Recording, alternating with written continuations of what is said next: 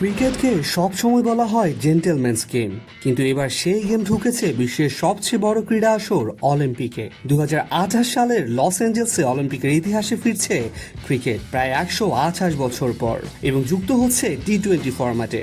ছেলে মেয়ে মিলিয়ে 12টি দল, প্রতিটি বিভাগে মাত্র 6টি করে। আর এখানে জায়গা পেতে হলে শুধু ভালো দলই হলে হবে না, হতে হবে সেরা 6-এর একটিও। কিন্তু প্রশ্ন একটাই, এই রিটার্ন অফ ক্রিকেট গল্পে বাংলাদেশের ভূমিকা কি হবে, নায়ক নাকি দর্শক?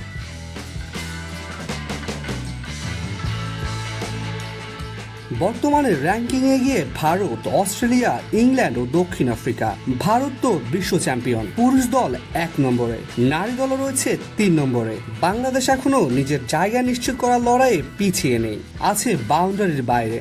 পুরুষ ও নারী দল উভয়ে আইসিসি র্যাঙ্কিং এর নবম। কোনো অলিম্পিক স্বপ্ন যখন শুরু হয় র্যাঙ্কিং দিয়ে, তখন অবস্থানটা অনেকটা ড্রেসিং রুমে বসে থাকলেও খেলতে ডাক আসবে না টাইপ ব্যাপার। এখন বাংলাদেশের সামনে রয়েছে দুটো রাস্তা। এক, র্যাঙ্কিং এ লাফিয়ে উপরে ওঠা, তার মানে এখন থেকে সিরিজ জিততে হবে, বিশ্বকাপে ভালো করতে হবে, বিশেষ করে বড় দলের বিপক্ষে জয়, তবেই তো রেটিং বাড়বে। 2, যদি বাছাই পর্ব হয় কমনওয়েলথ গেমসে, যেমন শ্রীলঙ্কা বাছাই পর্ব থেকে জায়গা করে নিয়েছিল, বাংলাদেশও যেতে পারে সেই পথ ধরে। কিন্তু প্রতিদ্বন্দ্বী হিসেবে পাকিস্তান, ওয়েস্ট ইন্ডিজ, শ্রীলঙ্কা, আফগানিস্তান সবাই তীরন্দাজ হয়ে নামবে অলিম্পিক টিকেটের জন্য।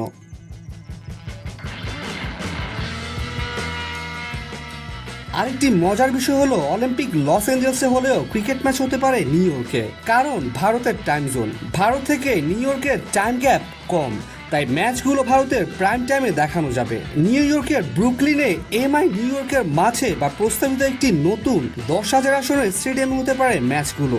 এখন সময় স্বপ্ন দেখার, কিন্তু তার থেকেও বেশি সময় পরিকল্পনা করার। বাংলাদেশ ক্রিকেট বোর্ডের সামনে এখনই সুযোগ নিজেদের প্রস্তুত করার। র্যাঙ্কিং হোক বা বাছাই পর্ব, উভয় ক্ষেত্রে দরকার জয়ের ধারাবাহিকতা। এই অলিম্পিক টিকিট শুধু ম্যাচ জিতে পাওয়া যাবে না, পেতে হবে আত্মবিশ্বাস, স্ট্র্যাটেজি আর আগুন ঝরানো পারফরমেন্স দিয়ে।